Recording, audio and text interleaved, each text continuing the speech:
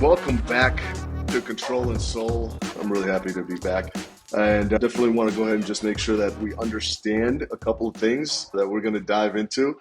Before we actually dive into it, we are excited to be back. We're excited to have a new topic. I'm your host, Jay, the enthusiastic tech guy. Hey, I'm Remy. I'm your founder, strategist, man of faith. We're here to bring you entertainment, information, knowledge, and help you, take it to the next level.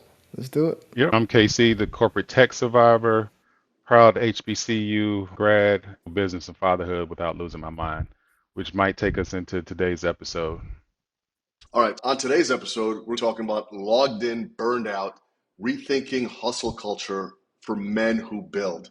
The big thing we want to identify is how we deal with stress and how we use tech to either alleviate pain or hurt us with the technology. But before we actually go into this episode, I want to throw it over to Casey because the elephant in the room is what happened to podcast 2? Is it 1A, 1B, 2A, 2B, or what? So for episode 1, we'll touch on that briefly and you can check that episode out. We had a lot of issues as we learned and tried to teach starting your podcast, right? So we were learning right along with you guys. So you'll see Jay's horrific background and other things we need to improve. We're researching so you don't have to, whether that's the long hours or the stress of juggling family and business. We've all had those challenges. We wanted to touch on those during June, the Mental Health Month. And that's what you're getting today. That's awesome. And like I said, is that how technology helps us in more ways. We're finding good uses for AI. Obviously, the scare is there. Remy, what do you think about the hustle myth and I would say personal reflections that you would like to go ahead and add? The thing about small businesses, when it's yours, you're always thinking about it. So it's just not like you clock off and you're not thinking about it. You're waking up thinking about it. So the mental fatigue stays past work hours. I've cut myself off from thinking about something, Can I add so to something here speak. too? One thing that I've also found very useful for me, and I just figured it out, after so many decades of living, is a to-do list. It's been highly efficient for me in trying to improve my sleep, etc. I just create a to-do list every day, and I'm able to check things off, and hopefully the next day I'm starting off with a shorter list and making sure I add anything that I'm thinking of. There's been times when I get up and use the restroom in the middle of the night thinking about something, and I put it on my to-do list. Wait a minute, I'm sorry. You put going to the bathroom in the middle of the night in your to-do list? Because that's what it Nah, sounded nah, like. nah, How nah, does nah, that nah. work? So, what I'm hearing, Casey, is that to do lists help you or can guide you in ways that you can kind of alleviate burnout. Because I know that 52% of entrepreneurs face burnout, finding ways to go and overcome that challenge, especially when a small business and entrepreneur or solopreneur, that is your baby. And you always want to make sure you're taking care of it. I want to dive into what you were saying, Casey, as to remedies around it and how we can go ahead and one, actually seek help with reaching out to friends like we have in this podcast or the therapist. And stigma there is kind of high. But I kind of wanted to throw it over to you, Remy.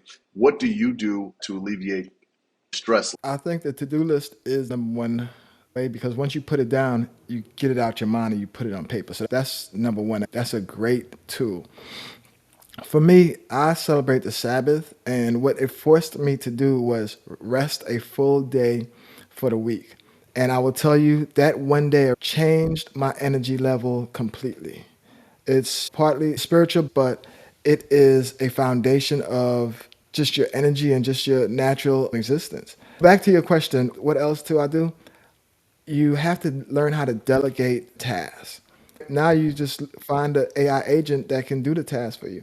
Knowing how and what to delegate is another tool. Is it worth the time to perfect? I would say that is important just to come to a good place in balancing your life and your time. That's great advice, making sure you find the humanistic side of you to pull away from the business. I love that you had mentioned, resting so you celebrate the Sabbath there. A lot of people, that might not be an option for them. But being the hustle culture, being that we're hustlers, the big thing is that it's not going to break us to ask for help. But what I wanted to go ahead and ask is any other tools that you would add to your stack to go ahead and say that it can alleviate or even be an assistant for you that you would recommend on this pod? For me, I let Casey handle that one. He has way more mental issues than I do. This is true. I used to, but this is to touch on what Jay said, reaching out and talking to people. I found solace in therapy. I know there's a stigma with men specifically, but I would challenge you to give it a try. So I'll just leave that there. As far as tools are concerned, uh, a Microsoft guy, I've been using it for decades. And what they've done with OpenAI and incorporating ChatGPT into Copilot and the Microsoft suite of products, I think is next to incredible. Specifically, what they're doing with Microsoft Teams, it saves time to be able to record. Then it has the recap functionality that provides meeting notes, to-dos, etc. It just saves so much time from saying, hey, what did we talk about in that meeting?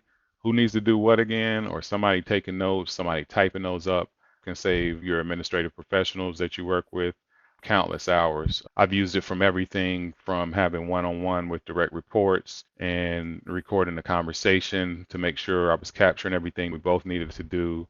I'm a big fan of Microsoft Copilot for that. But there's many other tools out there as well. I think Zoom has a tool.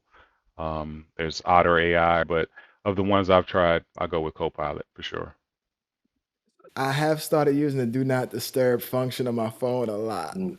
more now. In the middle of a workday, I'll leave my phone, even if it's for 10 minutes. If I miss a phone call, I miss a phone call. It's not going to be the end of the world. To piggyback on what Casey was saying about counseling, I tried counseling 3 times. The last counselor helped me tremendously. If you do a deep dive to understand yourself and why you are a certain way, you will become well-rounded. You're looking outside when you need to be looking inside. No, less burnout too, right? That gives you the space not be burnt out. The first therapist isn't always the solution, but I do want to make sure we include a GoFundMe or a Zelle for Remy's therapist, because if he or she can help him, they can help anybody. So make sure we put that down, Jay. Funny. That's a Man, roast. That's exactly what we do here. It's definitely big. I definitely have to give the floor to you, Remy, because I can't let you go out like that. You can't hold that roast like that. You got to fire back, bro. I think through his work with his therapist, he knows it's true, so he can't say anything like it isn't. So that's a good way to go ahead and close out the show is that we came in basically talking about logged in, burned out, and then we dove into men's mental health and what we do as entrepreneurs and business owners as to how to calm our settings around us to make sure that the business isn't our whole lives. I want to go ahead and have the closing thoughts to you guys and tell us how you want to end the show. one of my main businesses is logistics. I finally was going on vacation with the family, went to, I can't remember what part of Mexico. I had everything set up before we left. Everything was planned out for the week. And we had an ice storm, a snowstorm, something, and threw a monkey wrench.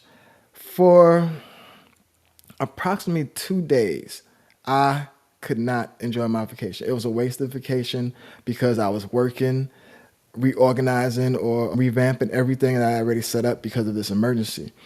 And I had people stuck different places, had to make adjustments, literally took the vacation away from me. The family continued their plans. And I was disappointed. I was only there for 4 days, and 2 of the days I didn't have a vacation. When I came back, I knew I had to change something.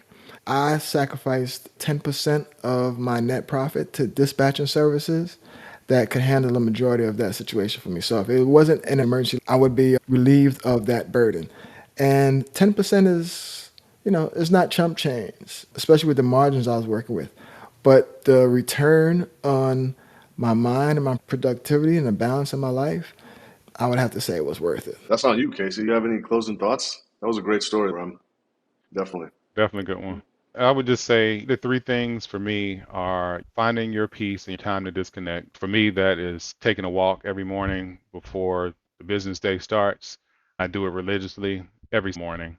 It's my time to meditate, disconnect, listen to whatever I want, read whatever I want. Then your outlet, whether that's a therapist, friends, family, kids, whoever it might be vulnerable and be willing to have conversations with other people. You'll find that people are facing some of the same things you might be.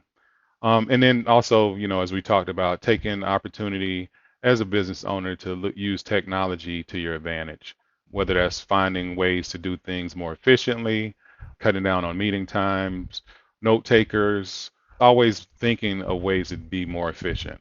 with one of my businesses, it's about efficiency, and our motto is do less. Think about that and figure out ways to do that. If you need help, reach out to us in the comments. Awesome. Thank you for tuning in. See you next time on Control and Soul.